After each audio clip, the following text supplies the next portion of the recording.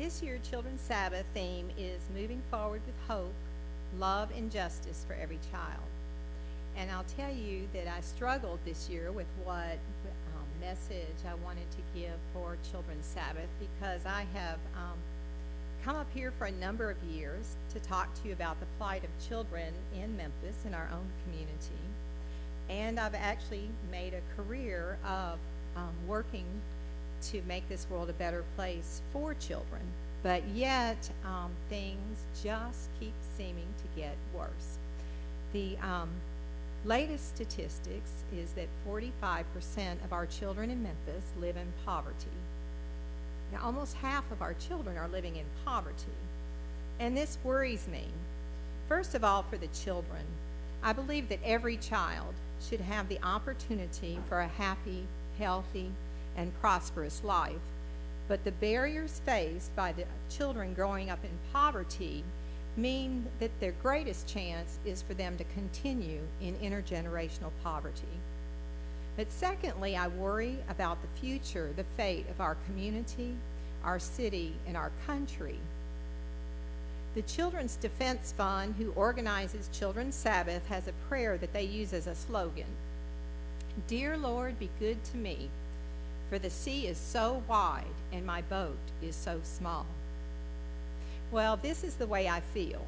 I mean, that there is so much that needs to be done, and we have only ourselves and our meager resources. And this is a challenge for our church because we are so small and our resources are small. But the good news is that when you think about your options for how you can help a child, there are so many things that you can do. From the research that I've done over many years, what I've found is that just about anything that you do that can help support a child to get to be educated, for them to be healthy, or to help their family's economic situation will make a real difference in the life of that child. And even just by having a caring relationship with a child, you increase their chances for a better future. So last week, Virginia issued a call for us to get engaged in helping people in our community. And there are many organizations out there that would gladly accept your volunteer efforts. There are people who use volunteers to read to children, to tutor children, to mentor children. There are organizations that use volunteers to provide shelter for the homeless, food for the hungry, to teach parenting skills, to teach money management skills. So if you have a desire to help, I can find you a place to use your talents, so just let me know. But I also want to issue a challenge to us as a congregation, as a church, to decide what outreach that we want to have to our neighborhood and what that will be. I mean, how are we going to make this a better place for children to live? And what can we do to support our children in both having dreams and successfully pursuing those dreams? Right now, our congregation has an opportunity to step up and apply to be a site for Project Transformation, which is a summer enrichment program for children that would be a great service for our neighborhood. This would be a major undertaking. So if we decide to try and do that, it would require a lot of our congregation. Your prayers, certainly, but also, and more importantly, gifts, talents, service, and time.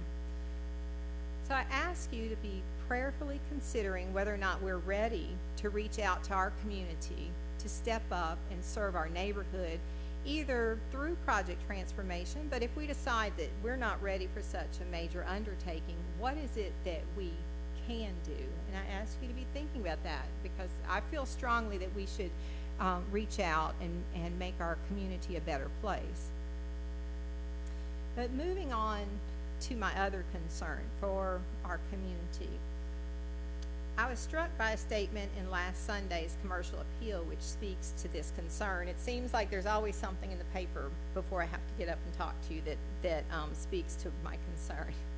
And Charles McVean, I don't know who he is, said that the greatest waste of money in the history of education might have been trying to teach my generation about the broad cycles of history, the tepid response of our community to the interconnected problems of poverty, crime, and failed family units is a classic example of this lack of historical perspective.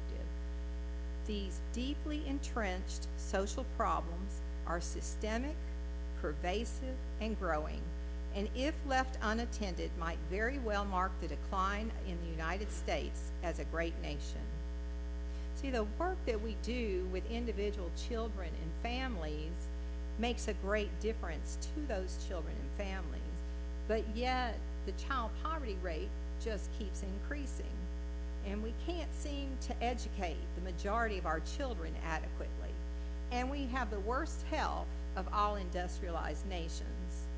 So I challenge you to also consider the justice of our public policies, practices, and beliefs that contribute to a world where the average Fortune 500 CEO makes $13.8 million a year, which is $38,000 a day, 7 days a week, while 50,000 Memphians work just as hard to make $15,000 or less a year.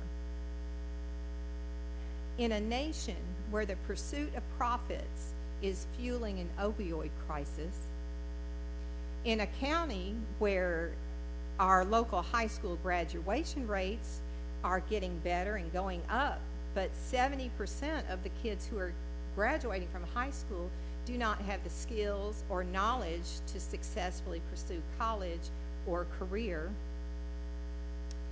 In Memphis, where our local gun deaths are more than the people who die from guns each year is more than people who die in car crashes, where in Memphis our incarceration rates are 4 times higher than Detroit, 3 times higher than Birmingham, and 2 times higher than Chicago and New York City.